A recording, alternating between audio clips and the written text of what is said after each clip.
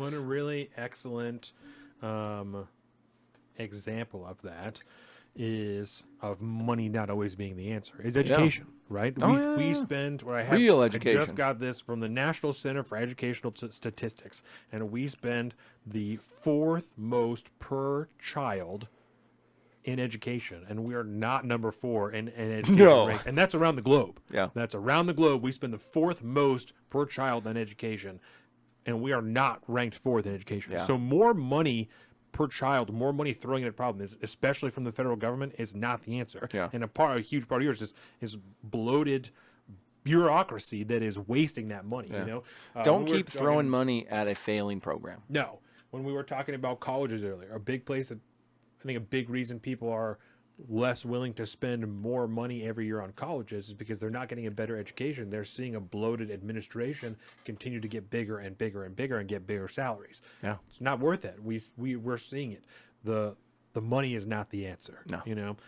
So no, I think that's a good point. Yeah, more money doesn't fix the problem necessarily. Yes.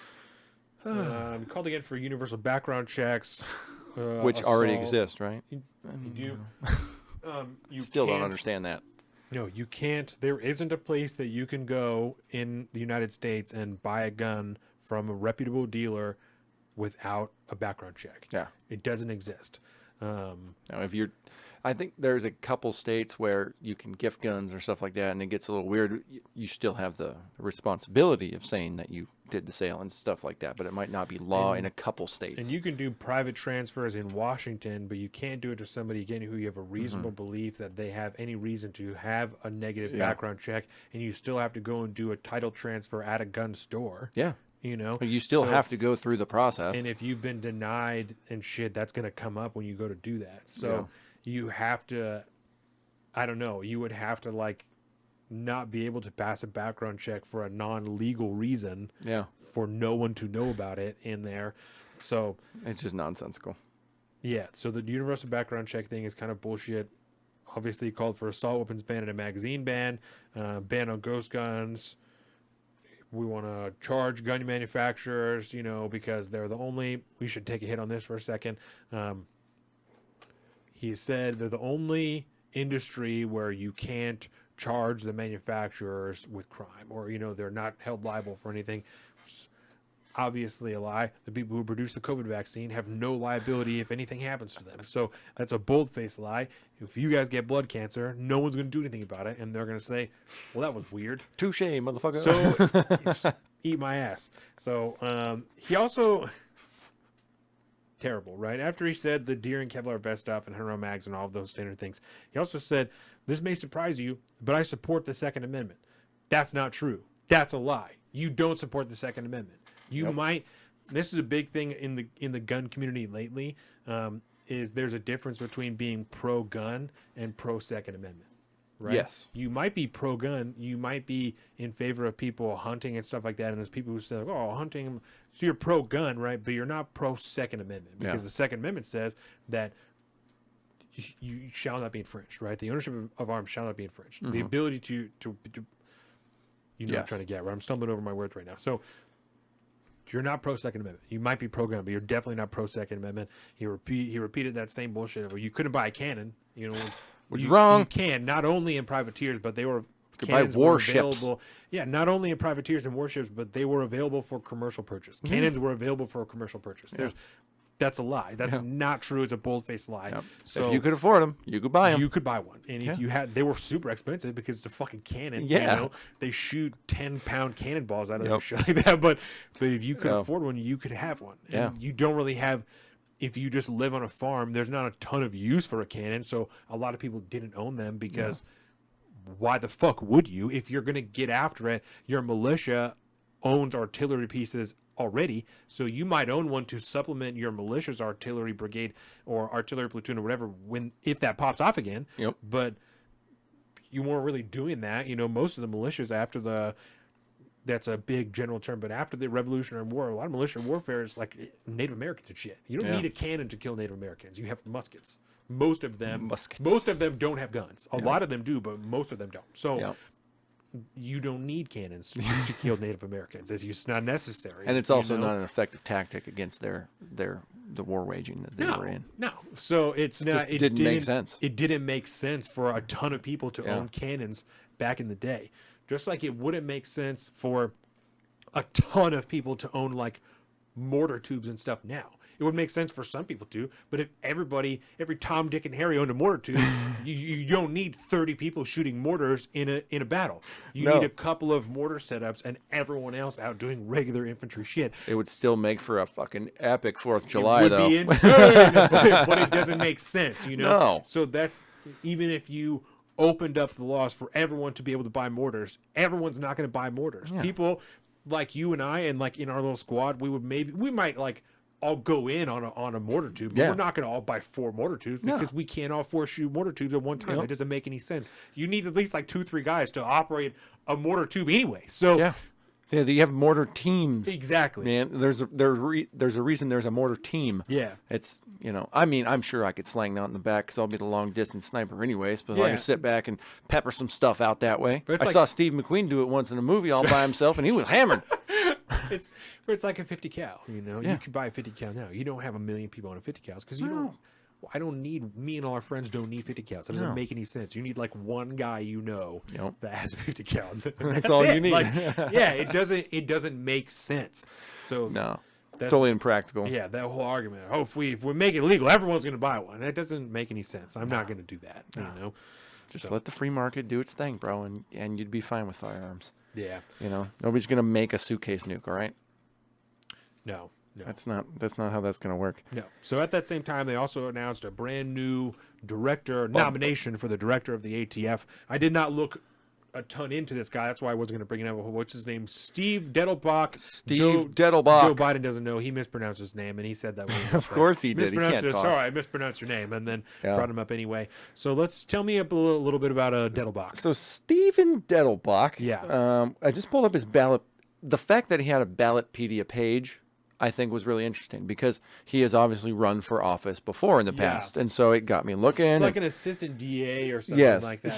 He's a former assistant DA, and he ran for, I think in 2018, he ran for the Attorney General of Ohio, and then lost to a guy named David Faust. Ha! So, and then before that, he was the assistant attorney general to, I think, the Northern District of Ohio. Okay. But I decided to pull up his last campaign website. Let's hear it. And it's his agenda.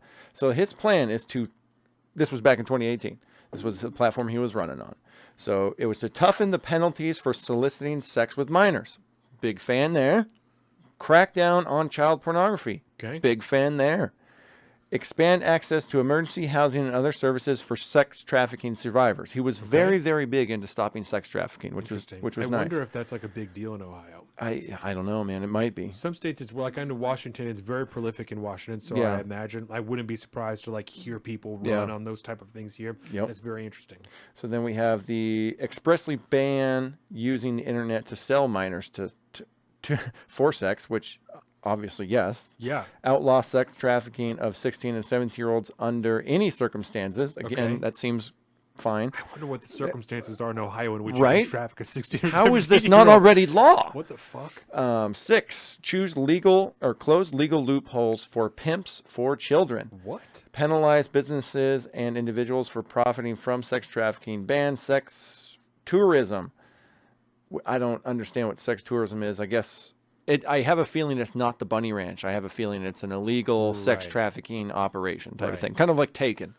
Yeah, okay. Right. And then with work... Saudi princes buying young women in America. That's what I'm thinking. Yeah, honestly. That's not good. I think sex tourism is people coming from other countries to come here and it's like assault minors and then leave. Yeah, it's kind of it's Taken mixed with another terrible horror movie. Right. Work with the county prosecutors and local law enforcement to establish additional human trafficking task forces to cover the entire state. Word. So, he had a decent platform he was running on at the time. Yeah. But, I mean, there was... Nothing about guns in there? Not that I saw immediately. Okay. But huge on fighting human trafficking in Ohio. Word. Let's see. Redistricting reform, which he's a gerrymander guy, so not down with that, obviously, because... everybody feels like the other guy shouldn't be able to gerrymander, but we should because we do it right. Right. I don't care who's... We're not going to be partisan about it. Yes. And this is why I think we've discussed this multiple times with gerrymandering. It's supposed to be political. Inherently. And everybody is supposed to go back and forth and do the thing. That's the only way to truly make it balanced. So combating sexual harassment. Let's see. Stop corruption and backroom deals. So he's got a whole campaign list here, and most of it sounds like standard kind of establishment Democrat platforms. Yeah. Minus the fact that he really has a focus on the sex trafficking part of things. Which, interesting. But that was, again, back in 2018.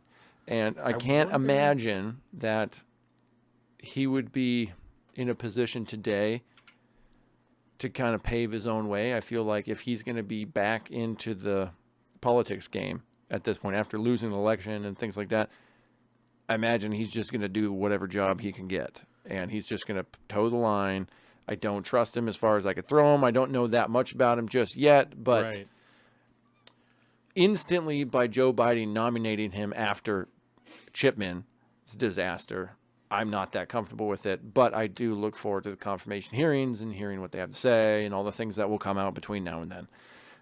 So nothing that I saw last night that was inherently red flaggy other than the standard establishment Democrat kind of red flags that kind of exist with all their nominees. Yeah. So, but I'm sure there's stuff in there. I wonder if they're trying to pick somebody who's not that involved with firearms so that the right, like the Republicans, can't make a big stink about his history. Yeah, so he can get through the confirmation without, or with little pushback, I guess. Right.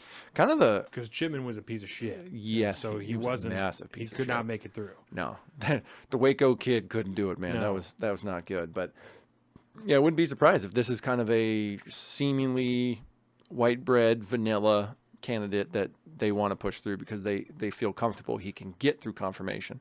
Well, especially after losing their last guy. And they haven't had a confirmed ATF director, I think, like since Bush. Yeah. And everyone's had a real hard on about that. So I imagine if they could get some type of political dub before the election for the 2022 or 2024 election in the name of an ATF director, then they have one more thing to be like, not only did I stand up against guns, I got a fucking ATF director confirmed for the first time since George Bush or whatever. Yeah. And Lord knows they need a W, man. It's very interesting. Yeah.